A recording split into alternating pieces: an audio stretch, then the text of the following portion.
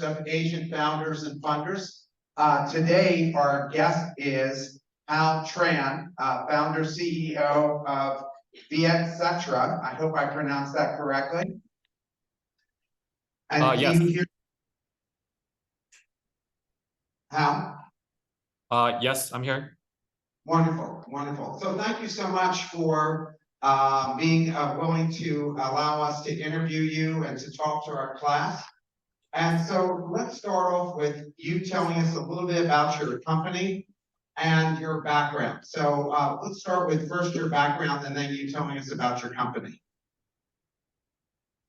Yeah, sure. Thank you so much, Mark, and to your team for having me here today and for inviting me. Hello, everyone.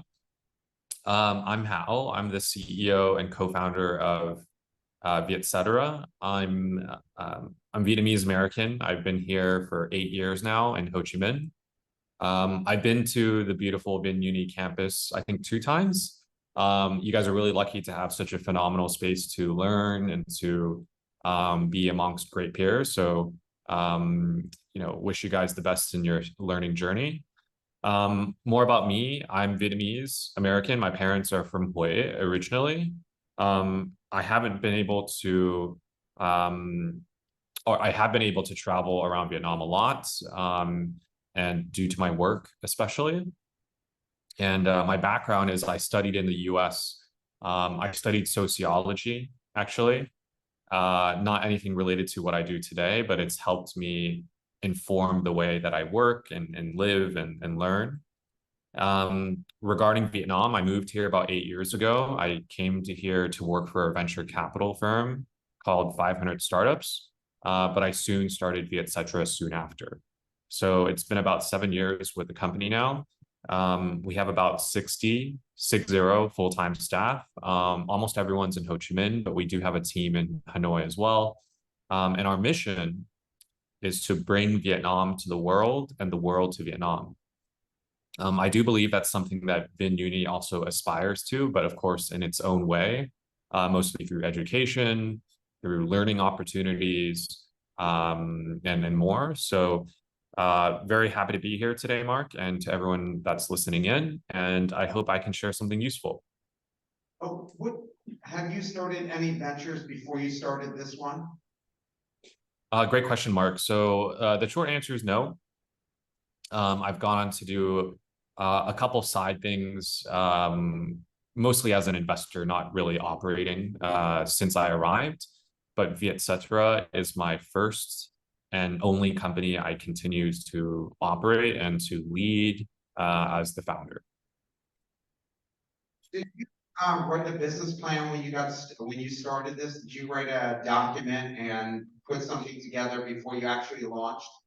No, definitely not. I think not even most companies. Some companies, they start with a business plan. They sit on it for 3 to 6 months, and they decide to go when finally everything is put together. But actually, most businesses that I found to be either successful or, I mean, some have failed too, don't get me wrong, but some businesses that are just started because of a founder's interest or passion out of the business is actually what drives a lot of growth and success, at least at the beginning. And for Vietcetera, it was very similar because we just started as a blog. It didn't require like a $10,000 investment.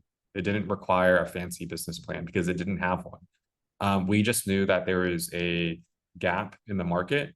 So in this case, there wasn't any content about Vietnam in English at the time, but also soon after content for Vietnamese in Vietnamese about the topics that we cover today.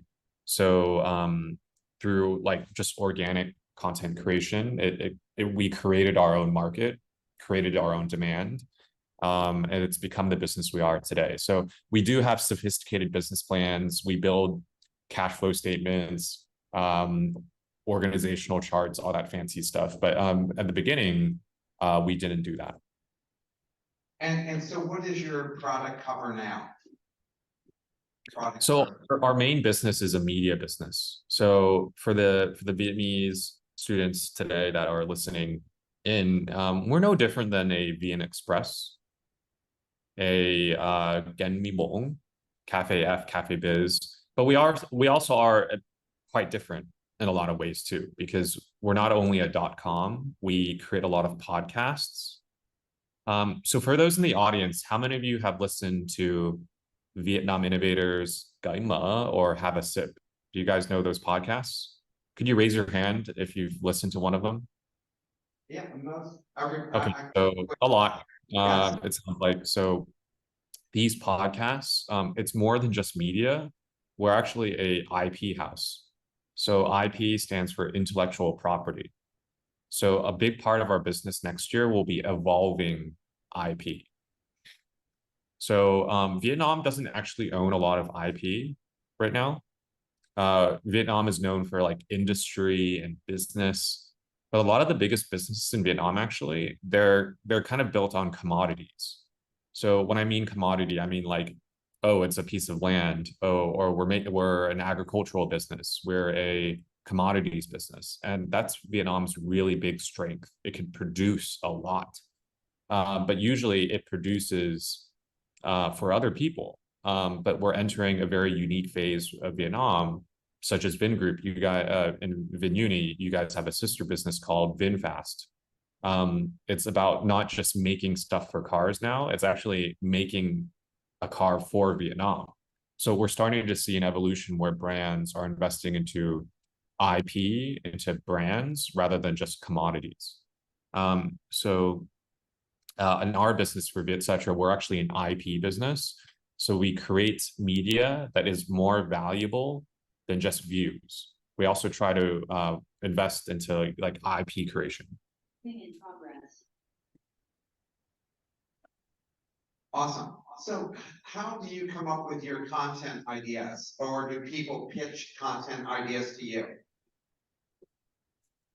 We occasionally get pitches, but we almost everything is created by us. In terms of our internal team, everything from idea to production. It depends on the business, but in our case, we create our own content. And how many content creators do you have? So those that are working at the company or are like part-time or contracted with us basically. I mean, it ranges. It's basically, let's say around 10. So each piece of IP that we have, we usually have a creator working with us. So this is for our podcasts. So this is not for our editorial. Our .com, that's a separate team. That we have dozens of, if not more than that. But altogether, at least on the podcasts, we have about, let's say, a dozen creators. And do you have a marketing plan for each of your shows and who you're targeting for each of them? Yes, we do. A lot of them follow the general same marketing plan, but each one also has a specific one because they reach different audiences. So yes, we do. How do you guys make money? Advertising, sponsored and branded content, events. But our big business going into next year that we're increasing is really the IP. So by that, I mean like community, data, licensing. The data is an interesting one because we have a lot, but we're not really doing anything with it right now. So we're looking at ways to leverage the audience that we know and provide them more than just an ad. The ad business will continue to grow for sure, but we're diversifying our business beyond just advertising. Are your listeners beyond Vietnam? Are they all over the world? Our listeners are about 85 to 90% Vietnam, and the rest are from mostly the US, but we do have a large audience from Europe and from Australia and around Asia as well. It depends on the content format. So on our podcasts, we actually see on our videos, so anything visual or audio, we have about, if I recall, 90% Vietnam, in some cases even more than that. but our website is actually like 70% Vietnam. It's actually heavily from abroad. And I think that's driven by like search engines. Our website also has an English edition, so that helps with it. Um, we don't really care actually if the traffic's coming from Vietnam or from abroad. I think it's nice to have abroad traffic, but it's not like a KPI at the company, not yet. But it's always been a influential factor at the company too, because we know it's a very strong, unique selling point for us. The fact that we can communicate with the outside world, because the world at the end of the day doesn't understand Vietnam. I think that's something that as young Vietnamese we need to understand. The world doesn't know this place very well. I say that very confidently because even Mark, you've been to Vietnam for I think 1 or 2 years now. I mean, before you came, 6 months. I came oh, here. sorry, not even a year. Okay. Yeah. So for you, I mean, you had the privilege of speaking with the chairwoman, right, of and president of Vin Uni, I'm sure multiple times before you even arrived. But most people obviously don't have that opportunity. They just read on the websites and whatever they can Google search. Sure, you can read a history book too if you want, but that doesn't tell you what's going on here in Vietnam today. Even global media, or even the Vietnamese media that write about Vietnam, it'll tell you stuff too. But I think a lot of the things that we know and we hear and we see in Vietnam is because we're here.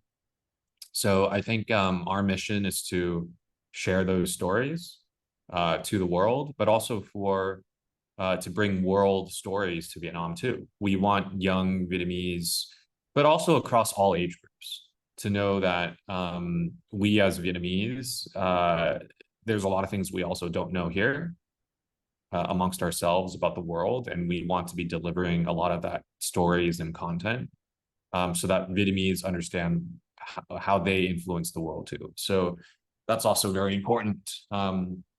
Like for example, Americans. I'm guessing Mark, you're an American as well. I'm a dual citizen, but I'm very much more of an American, I would say, just based on my accent. And the thing is, 99% of Americans, probably even more than that, have no idea what's going on here. Like literally no idea. Like we'll see made in Vietnam on the Uniqlo shirt. We'll see made in Vietnam on like an iPhone maybe. But other than that, we just don't really know what's going on here. And a lot of our idea of Vietnam is driven by history. So of course, the Vietnam US-American War is a big one. And that wasn't necessarily a positive thing for both countries to hear a lot about, right? Because a lot of people died. So we kind of, that's one image. So, and of course the media, and a lot of media about Vietnam, like films and stuff, is about the war. So it's not exactly up to date. So I think in terms of our mission, it's very driven by this passion to share what's going on here, but also make sure Vietnamese know what's going on around the world, and not just news. I also mean like people, ideas, experiences, products, brands, all these different things. I can't agree with you more. People still back in the US see a 1970s version of Vietnam. And when I send them pictures showing high rises and I tell them about the rich and growing strong entrepreneurial community, they can't believe it. It's not what they heard. I mean, President Biden coming here recently was good for Vietnam. People got to see a little bit more of Vietnam, or there's a tourist video on Netflix movie, so they get a little bit of that, but they truly don't get a total feel for it. Hence why I started Asian Founders and Funders, because we're trying to promote to the rest of the world that there's great entrepreneurs here, not just in China, where most Americans think they come from, or some from Singapore. So I think your mission is great, and hence one of the reasons I came myself to Vietnam for that. So when you're selling advertising and sponsorship, how many listeners do you have to have in order for an ad agency? Because many of the companies that are being developed here are going to rely on sponsorship and advertising. At least that's part of their revenue model. So what does that look like when you're pitching to ad agencies or the companies themselves? It's not easy. I think if any of you are looking into doing advertising or sponsorship as part of your business model, you have to have scale to deliver value. Because at the end of the day, remember, whoever buys something, they're expecting something out of it. So it's not like they're just giving you money and then, you know, hooray and clap, clap, clap, right? I think even if it's a nonprofit venture, there has to be some sort of value for the people giving to the nonprofit venture, corporation level at least. Individuals are separate, but I think that's something that I see a lot of companies struggling to understand. So like for you guys, when you reach out to people to invite them to sponsor or participate for an event, just know, and we have to be respectful, right, of people's time and effort. I think for me alone, I probably get about 5 to 10 requests to speak at an event almost every day. Like I get around 10 emails a day asking to like go speak at an event. Some are paid, some are not. Some are for cool initiatives, some are quite boring, and sometimes the emails are just like really long. The invitations like, oh, dear Mr. Tran, and they send like an email that takes like 10 minutes to read. And usually those emails, I delete them right away. I mean, I reply to them. I say, hey, now it's not a good time to delete. And I don't even read the email because I think whoever sent it didn't understand who they're sending it to. I'm happy to do talks as much as possible, but I also, let's say I accepted every single talk I get invited to. That means my full-time job is speaking, meaning I have to work from 8 a.m. to 8 p.m. every single day speaking. That's all I do. So assuming, you know, people knew that, like, oh, they're gonna invite somebody, they're gonna speak at my event, just know that probably 5 to 10 other people are asking the same thing. So with that in mind, when you're selling sponsorships or advertising or whatever it might be, a lot of people have a lot of other opportunities too. So you got to stand out and know who you're selling to. And I think at the end of the day, people want to hear solutions or fun things. And if you can offer them a solution or something compelling, people will do it. And like for me, when I sell ads, you know, we've got a team now to help me with that, obviously. But when I'm doing it, my mindset is always, hey, whatever I'm going to sell is going to help the other person. So I need to design my proposal knowing that it's going to help them. And also it's kind of, it's funny. I just had this conversation this morning, actually. Whoever I'm selling to has to sell it to somebody else as well. Like if I'm the marketing manager at a company, let's say I say yes. That yes is very sacred, meaning that they went to their boss and got approval too. So it's not just like a simple yes or no. Like they advocated for you. They also backed you up. So know that. So when you execute your program, your project, whoever's choosing to be with you, just know that's a huge commitment and value them, right? And when I say value, I don't mean like, you know, you have to like bend down and help them out and, you know, whatever, right?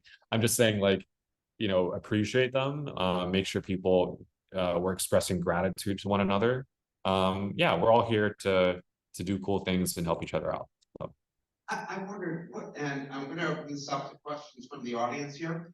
What's the minimum number of people you have to attract to your videos, your podcast, any of your media, in order for someone to be remotely interested in advertising or sponsoring?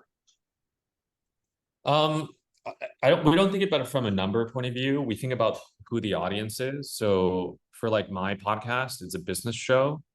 So, you know, sure, more the better.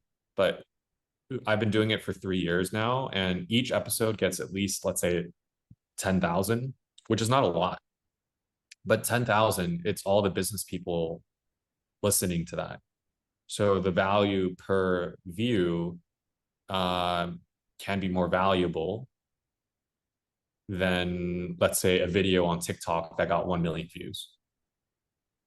Because is there a certain amount of time, like when you do a show, your business show, how long is it? Like, do you know how long it needs to be? 10,000 is still a great number. Imagine 10,000 people standing outside listening to yours, even though it's not a million, and people are always there thinking of millions. So did you look at and say, well, a show should be this long in order to capture the audience interest? I don't think that about that as much. I think it just depends on the format. So in my case, the podcast is like 30 to 45 minutes. And we'll distribute the full version of that on Spotify and YouTube and whatever, but we'll also distribute it in our marketing plan in different ways too. So we'll take a 1 minute cut of that video and put it on TikTok, for instance. So the editors will know that as part of the whole distribution plan, it's not just the full video or full show on YouTube, but it's also here on TikTok, here on Instagram. Oh, Hao is going to post it on his LinkedIn page and he's going to use some photos, whatever it might be. So it's not just one video, it's whole marketing distribution effort. Okay, all right, so let's open up to questions. Who has questions for our guests? Okay, hold on 1 second. Thank you. Hi, Hao. I have two questions for you. On LinkedIn, you have stated about your layoff in 2016. Given in 2016 foundation amid the Vietnamese media industry explosion, and your mentioned layoff on LinkedIn. In that context, in this super competitive context, what inspired you and your observation inspire you believe in Vietnamese potential to thrive as an agile innovation in Vietcetera? Yeah, thanks for that question. If you guys don't know what he's referencing, I posted this this post basically on my LinkedIn, Facebook, and Instagram a few days ago that got on my LinkedIn, it got like 500,000 views apparently, and like thousands of people have been liking and messaging me about it. But basically the story is, yeah, I got laid off when I was probably around your guys' age, so early 20s, from my first full-time job. And yeah, it sucked. But at the same time, it opened doors for me to eventually be where I am today. So I'm quite grateful for that past experience, not the laying off, but that job, and a lot of the connections I built. And, you know, getting laid off, obviously it sucks and it's a setback. But it's only a setback if you make it one. It's just another way to, you know, open doors to do something else. You have time and you can reevaluate what you're investing in, what you're spending time on. So in my case, you know, it led to Vietcetera, and I didn't expect it to be where it is today. I had some pretty big ideas for it once we kept going and growing. But yeah, it's been awesome. And I think, you know, I remind myself of that experience a lot because it helps me remain motivated, especially when difficult times. And whatever I'm doing today, it might sound difficult, but it's not really. It's just as difficult in your head. You know, I think every challenge or setback can be overcome, but also there's a solution around the corner, and it's generally not as complicated as people think it is, in my opinion. Yeah. Okay, we have a question right here. Thank you. How did you find courage and drive to leave the familiar Silicon Valley to go to other places? And were there any other countries in your mind back then other than Vietnam? Sorry, could you say that one more time? Here we go. Ask your question slowly. How did you find the courage and drive to leave the familiar Silicon Valley to go to Vietnam? And were there any other places in your mind back then? So the question is, how do I find the courage to move and to do new things? It helps that I did it when I was much younger. I did it when I was 23. But now that I look back, yeah, it looks really difficult. But I think it's again about mindset. I do admit I am a very big risk taker. I look back at a lot of the things I've done, invested in, whatever. I am a very big risk taker, compared to the average person or compared to what people would be comfortable with. And I think the big thing for me was like, when I first moved to Vietnam, I took a huge pay cut. I took a 90% pay cut, 90. Now, of course, living in Vietnam is much more affordable than the US, so you can't really compare. But I remember it was also quite a big number to me too, because I also had a very big, not a big, but like a good trajectory ahead of me. Like I knew where my career could go in the US. So, because when I got laid off, I did have opportunities to rejoin other companies already. So, like it was, I kind of had options, right? But I think about in terms of finding courage, just know like you're never too old or too young to improve or to, you can even simplify it, right? Let's take the example of exercising or working out. You're never too old to start. Because if your mindset is, oh, I'm too old to work out, that means you're dead already. Like, you're never too old to work out because your health is number one. So in fact, you should start tomorrow. The older you are, the more important it is to work out. So, get on the treadmill at least, right? Where were you It's living? about mindset. It's all about mindset. It's not about finding courage or something like that. It's just like thinking about things more positively than negative. Where were you living in the US and what were you doing before you came here? I worked for a tech startup in San Francisco. I never thought I would move to Asia, actually, but then one day I got laid off. So just kind of threw the doors open to look at new opportunity. Awesome. All right, we have a question right here. Thank you, Mr. Hao Tran. It's an honor to have you here. I have a question that what were some of the biggest challenges you faced in transforming Vietcetera from just a blog to a prominent digital media network, and how did you overcome them? I think the biggest challenge was at first kind of like convincing big clients to work with us. But it wasn't about convincing actually, because it's all in your head. The first contract that I won that was worth more than high day, so it was worth more than 100,000 US dollars. It was all in my head. Because the thing is, it sounds like a lot of money, especially 4 or 5 years ago when we closed that deal. And it is. But to the client, it's actually not a lot of money, especially the big companies. It's actually very small. Now, the question becomes, what are you doing for them? Because $100,000, it sounds like a lot of money, but you can spend $100,000 on buying a car, on buying a house, or I don't know, whatever it is, right? And it just depends on what value you create. So you could be winning $100,000 deal, but then spend all $100,000 to make the deal happen, to actually execute it. So in which case, it's zero. You made no profit, so it's actually worthless. I would have rather just found $10 on the ground and made $10 than won $100,000 deal and then spent all of it to make it happen. So it's all in your head. So it's just about like when you go sell, like what's the biggest difficulty? It's overcoming the mindset that, oh, this is a lot. Can I actually convince them to buy it? It's just about solution selling, knowing that whatever you're giving them, you give them value and making sure that you actually make something along the way. Yeah, because people are like that same client is spending $1 million with us next year. So what is the most interesting thing of becoming an angel investor?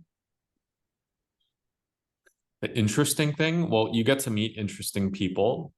But yeah, you might lose a lot of money along the way. So I don't necessarily recommend it. I think it just depends on if you come to a point in your career and life that you can make good money or you have money to invest, then do it. But as a young person, I would not do it. You should be focused on investing in yourself and investing in things that you're doing, not investing in things that other people are doing. Like, do stuff yourself first. And if you manage to have success in 5, 10, 15 years, then you can start looking at other things. Okay, we have a question over here. Hi, I'm one of your very big fans. So I want to ask about Vietcetera. So I know that you've mentioned about how the content that you're making is not and has not been very popular in Vietnam at the time. So how do you evaluate the market at the time to know that when you launch these kinds of content, they will blow up and you'll create a constantly growing business, media business? You don't. So you just have to publish and see what happens. Yeah. I mean, it's just like it's not even about a company. It's like being a content creator. You just have to publish content and see if people like it. So just focus on creating value. Like the problem with content these days is people just want to create stuff for themselves, which is okay. Please do. But if you do that, just know it's a hobby. It's not a career. At the end of the day, in your work, may it be content or whatever you do, there are things that you do for yourself and things that you do to create value. And that's a big mindset thing too, because if you're doing things only for your own self, that means it's a hobby. And please treat it as a hobby. Don't expect anything out of it. But if you aim to be like a professional content creator, you're creating value by creating good content for your audience, not for you to just feel good. Like by creating value for others, you will in turn feel good. So focus on delivering value rather than just feeling good for yourself. Because like if it is, then it's a hobby, which is okay. Like that's awesome. Like I don't know, maybe some of you guys like drawing, maybe some of you like illustrating. There's content that illustrations that you create for people to love and appreciate, and there's stuff that you just keep to yourself at home, and that's a hobby, right? So I think that's an important thing. Creating things to create value for others, and in turn, you'll create value for yourself. May it be financial or just feeling like you made impact. That's a big thing. Yeah, you're right about that. I mean, I started my podcast in the beginning of the pandemic, The Best Business Minds, where I interview business book authors live every single week. And now we have listeners from 75 countries that listen to it because they're interested in hearing what these folks have to say about their books. So I agree with Joey about that. We have a question right here. Okay, so hi, and I want to ask you about the online marketing. We all know that online marketing is real potential, but it's also really competitive. So, apart from focusing on building the inspirational content, do you have any special key to build successful marketing campaign online and to make your videos go viral on the internet?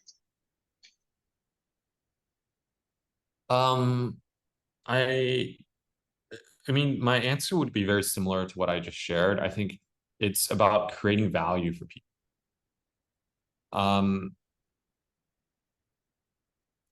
So for example, let's take the podcast that I do. Actually, a lot of our podcasts are the same. We publish 30 minutes, 45-minute shows. But then in order to reach new people, we have to think about how people consume content. So like today, a lot of young people use TikTok. Now, I don't really like TikTok personally, but who cares about me, right? If we want to reach young people, one way to do it is to use TikTok.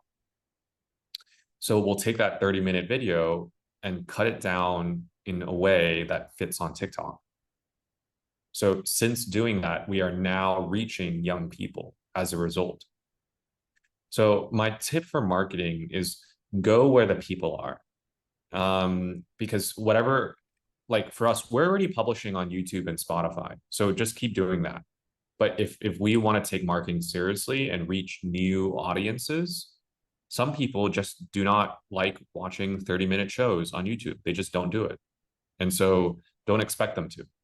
There are people that love it, and that's great. Keep serving them on that channel. But then just know if you're thinking about marketing, it's about finding new audiences and new ways to distribute your content. So in our case, we knew that, hey, we got to use TikTok if we want to reach the people that are under, let's say, 25 years old. So one way to do that is to cut up our existing content and put it there, and it's worked. So yeah, that's my best tip about marketing. Go where the audiences are. But don't confuse marketing with content. People get confused about those things. Those are two very different things. So let me just break it down very briefly. So there's advertising / marketing. So what that means to me is you have something, now go market it. Content means you have to make it. So they're actually two different things. So in order to market, you have to create content first.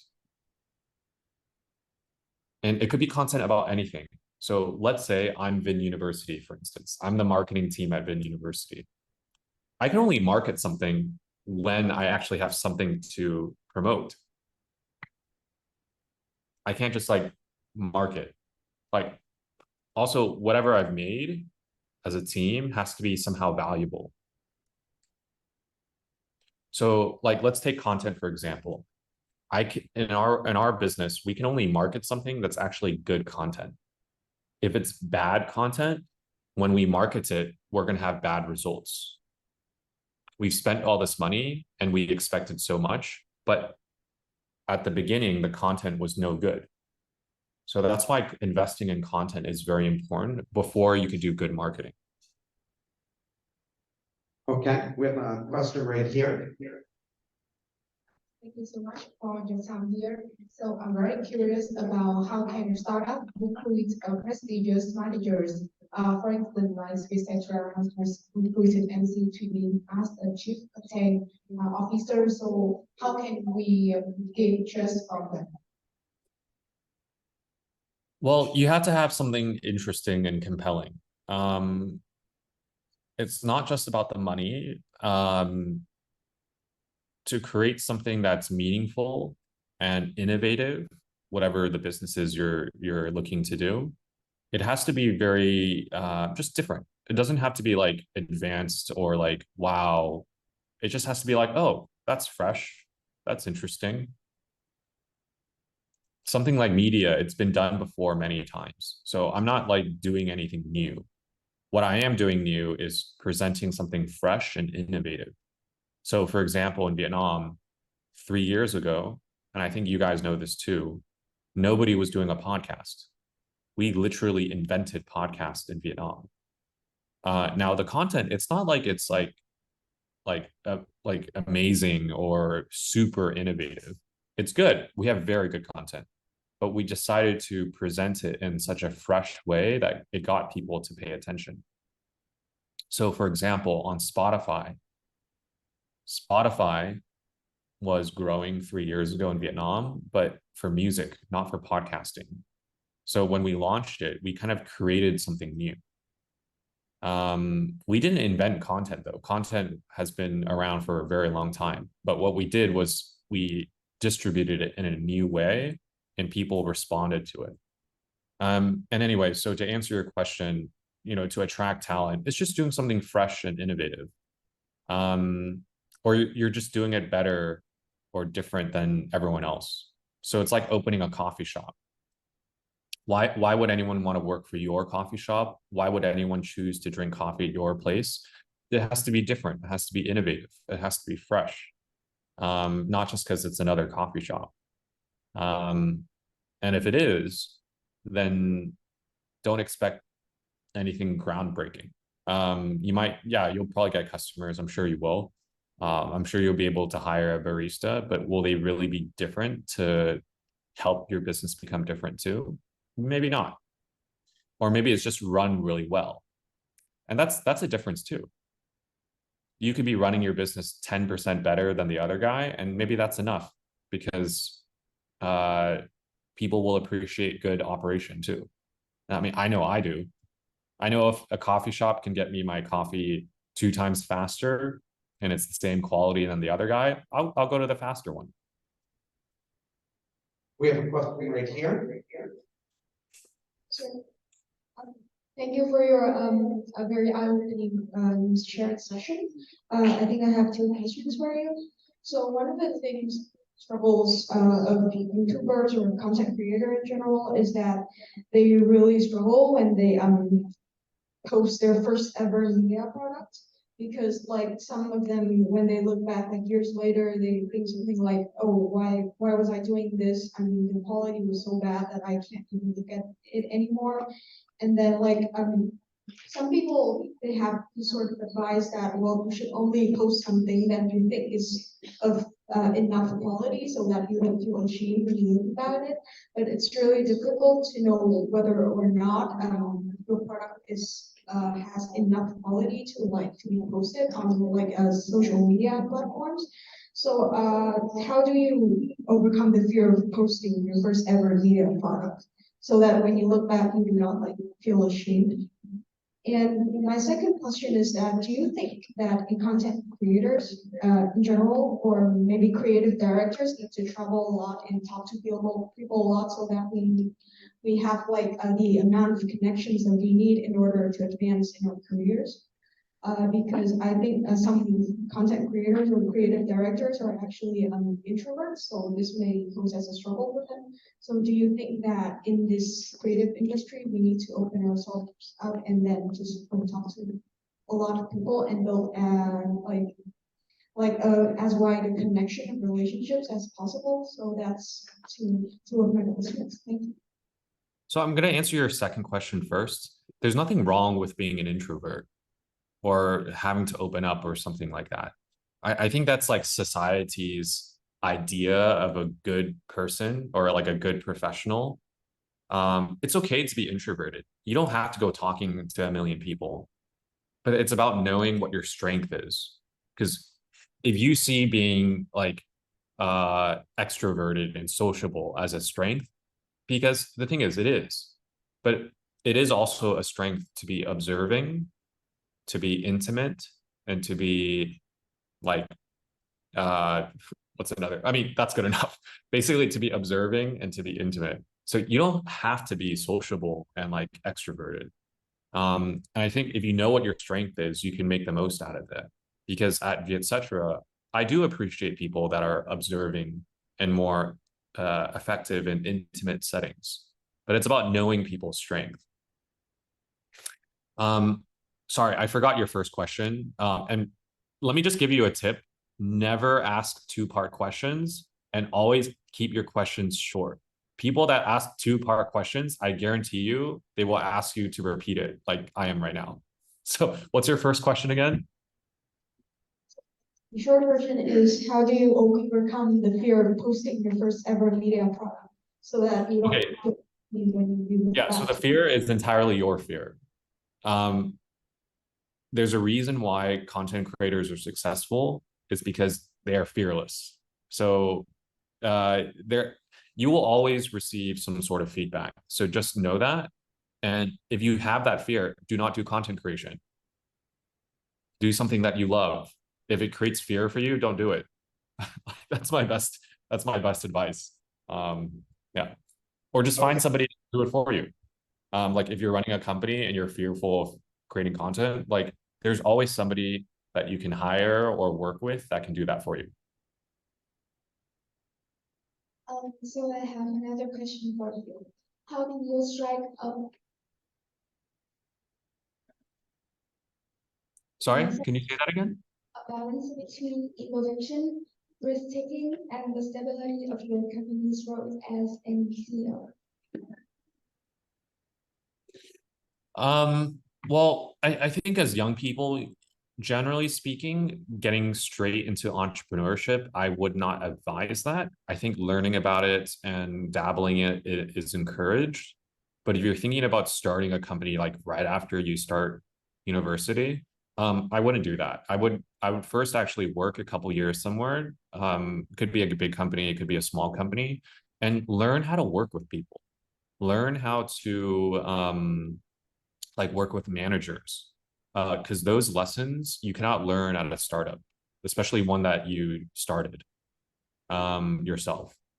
So I think in terms of balancing risk taking with stability and that kind of thing, I benefited a lot from working for 2 years first before I thought about starting my own company. And even when I did, it was still very it wasn't like a huge, I didn't have to invest a ton of money. I had to mostly invest my time, but I still got something out of it. Like even if it failed, I had a great experience meeting people and learning something along the way. So it's only a risk if you make it one. So like if you decide to spend all your life savings on it, then yeah, sure, okay, that's going to be a little bit risky. Um, or if you've decided to not work somewhere and decide to go straight into entrepreneurship, just know that there's things that you won't learn that other people will, and that's okay. That happens in life, right? But if I were to suggest for young people in general, don't go straight away and starting a company. I mean, not everyone's a Mark Zuckerberg, okay? Like you hear about that, he quit college. Not a lot of people do that. I do not recommend it. So get some experience first, and then you can explore. Hal, I want to say thank you so much for taking the time to speak with us today and the lessons that you've learned and shared with us today. And keep giving the great fight for Vietnam and exposing the world to an amazing place. My 6 months have been amazing. The people are fantastic. These students are incredibly gifted and smart, and I think they're going to change the world. Certainly change Vietnam. So I want to thank you so much for taking the time. Cool. Thank you so much, Mark, and thank you everyone for listening. And have a great weekend. And best of luck to everyone. Okay. Bye bye.